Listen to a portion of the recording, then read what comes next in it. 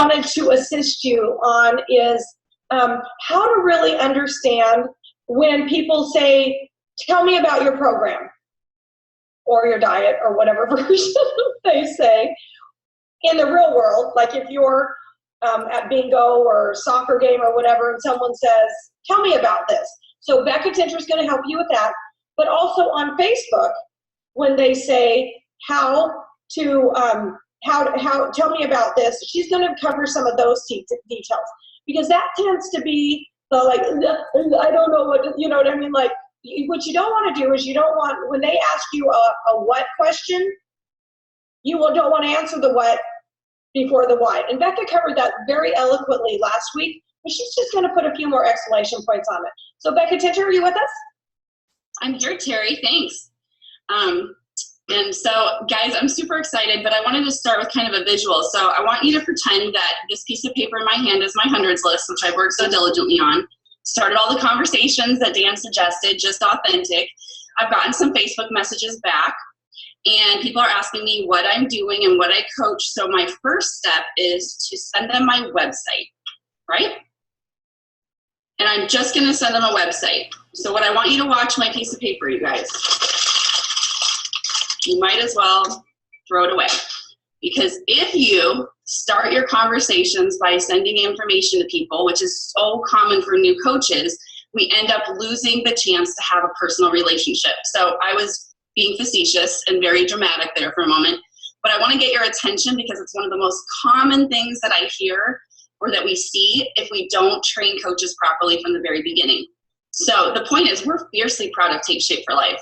But what we're talking about is creating interest in conversations, because if we don't get to the heart of where someone's going, we might as well throw away the list of people, which is also why team coaching and three-way calls is incredibly vital, because if you do not engage with a new coach and assist them, and you don't celebrate them at senior coach to check your systems, they might have gone through 20 or 30 contacts of some of the people that they wanted to help the most, and they potentially did it in a way that was less than effective.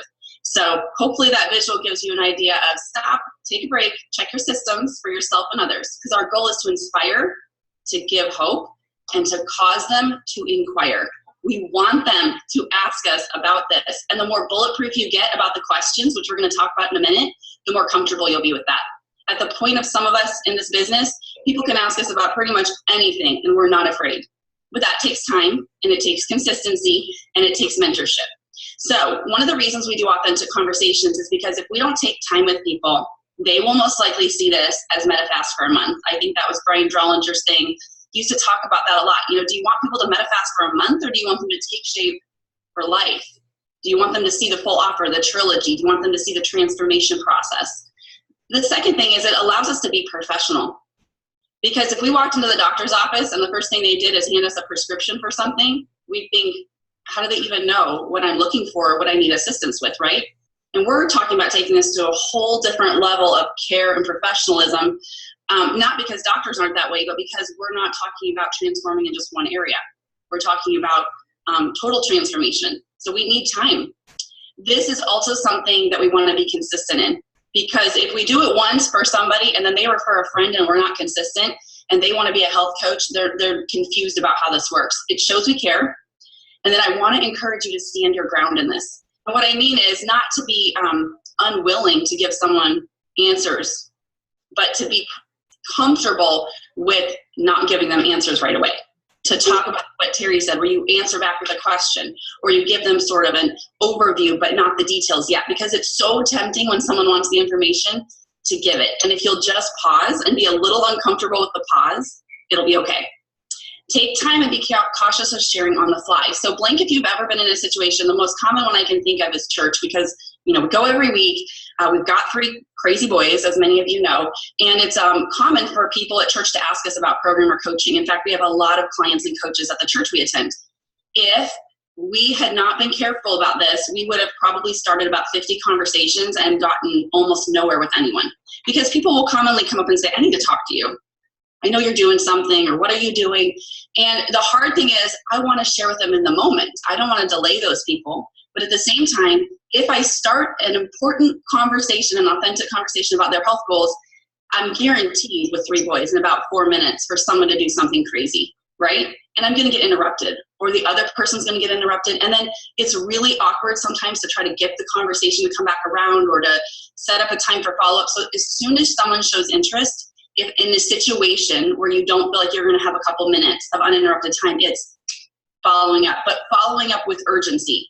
So again, it's that balance of be cautious you're not sharing in a time when you really can't be present, but don't delay that conversation by 5 days or a week. There's no point for that. It's, can I call you when I get home in 30 minutes? Or can we chat at 8 p.m. when all of our kids are settled and I know I can spend a couple minutes really listening? So you hear the posture of it, right? There's an urgency, but there's a professionalism.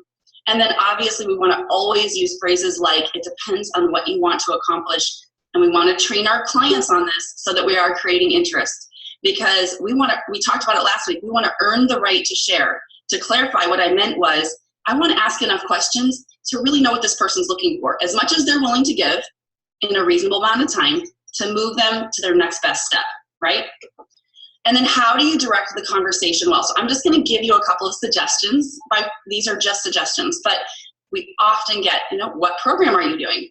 Well, a health coach or a referring client can say something along the lines of, I'm following or I'm coaching a lifestyle program with a weight loss component.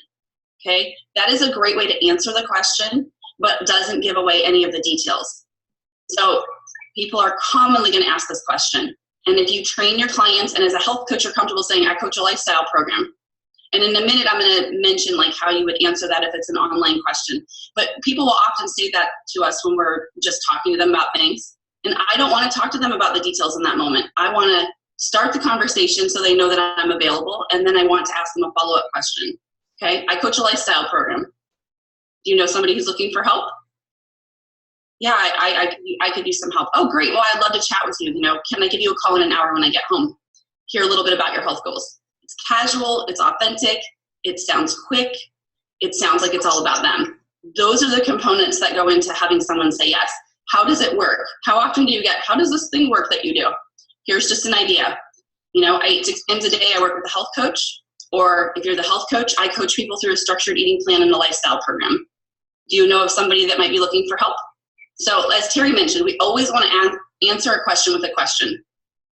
But if someone's looking for an answer, it's okay also to give them kind of an overview, because that way they're satisfied in that first step, but I'm not giving any of the how away yet. Do you guys see that? I'm not giving the how yet. I'm giving a little bit of an overview, but really what I'm asking them is, are you interested, or do you have someone on your heart who's interested? And then one more, what does it cost? Again, blink if this is something that you're either scared of coming up or that you have had come up. If it comes up often, I know what David and Terry and many of our mentors taught us is, if it comes up often for you, potentially you're concerned about it. And so you're projecting that. But if you get really comfortable, like Dan was talking about, that the value behind our program is far beyond the cost of the program, then this question will not concern you. Because I know if I've created value on the front end and someone isn't ready to make the investment yet, that's okay. I will be here when they are ready. And we can brainstorm some ideas, but there's no way I'm going to convince them to spend money if they're not ready to invest it. And I am comfortable and okay with that. And because I am, the way that we share is so fluid and so authentic, right? But a health coach could say something like, it depends upon what you want to accomplish. I'd love to find out if what I coach is a fit and if I can help you. Can we chat for a few minutes? Okay, again, you don't have to use this exact wording, but I really want to encourage you to use the phrase, it depends on what you want to accomplish. That is a truthful way to answer this question. That leaves it wide open for us to go into asking them more about themselves. And for a client, train your clients as you're teaching them about referrals to say something similar. I think it depends on what you want to accomplish. I know they asked a lot of questions about my health goals. My health coach is great at answering questions. Would you like to chat with her? It builds that bridge, because your clients are almost guaranteed to say something like, oh, I'm doing Take Shape for Life, or I'm eating MetaFast. And that shortchanges what we're offering, and it gives the how before the why. So why does this work? Well, we cannot ask enough questions to match our offer over messaging. So that when I was joking about sending the website out, because when people do that, we have no idea who we're talking to. A nursing mom, a diabetic, someone who has dieted their entire life and needs to really make a decision intrinsically about this. But I've often heard of people who get started on conversations in social media where they start them in person and then they take them to social media messaging or texting, and they end up giving all the details away. And the other thing, guys, is this takes way too much time. I did this with my first 1 or 2 people who were interested before I understood. And I spent tons of time trying to type it out just perfectly, make sure it made sense, made sure the grammar was correct. And I lost the chance to hear anything about the people because I was so focused on trying to get the information accurate. And I still had to take it to the phone if I was going to move them forward. It lacks emotion and it's far less personal. Because as you guys know, as soon as we get on the phone, our voice is shifting.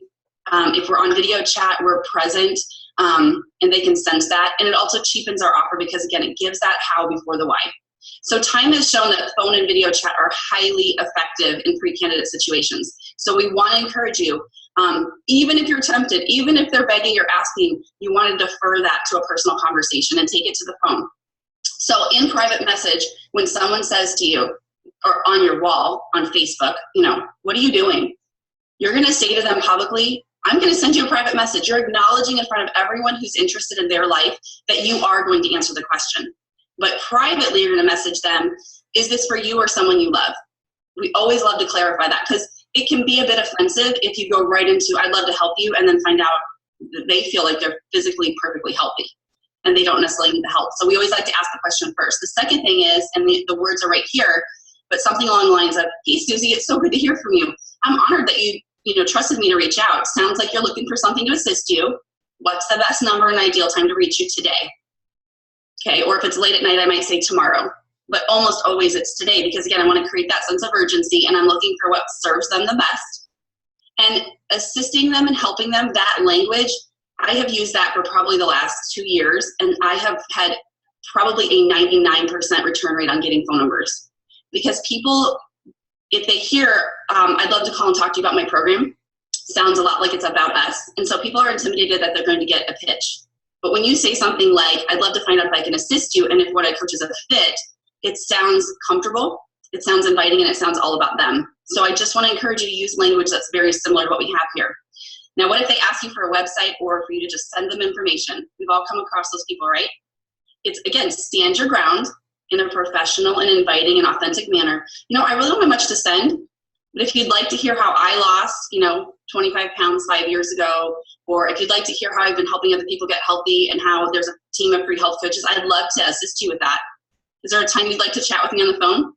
And I usually say something like, can we have a quick chat, or do you have time for a brief phone call? Letting them know I'm not going to take a lot of their time, but once we're on the phone, if it takes a little longer because they're talking, great. They don't mind because they're doing the talking. If they don't get back to you or you haven't had a response, follow up is the key. And we know statistically it takes 5 to 12 touches, whether that's an initial conversation, a follow-up, a touchback, a returned phone call. It takes 5 to 12 for people to sort of be ready sometimes. So then a great way to follow up is just, hey, are you still there? Are you still okay? Did you get my message? I think you realize that when I notice that people are watching on my Facebook and they hit like, it's usually because they want some help as well. So some type of follow-up like that just reintroduces the conversation, again, because what you have in your hands is a game changer. So don't let them just walk away. Don't forget about them. They're too valuable, but you don't have to push. You can just be present. You can be consistent. You can show that follow-up. And I think if we do this skill set well, guys, if we create those authentic relationships in person, on social media, and then absolutely take it to phone or video chat, we can transform people's lives, but we have to do it ourselves and we have to train our organization to do it as well. Bekah,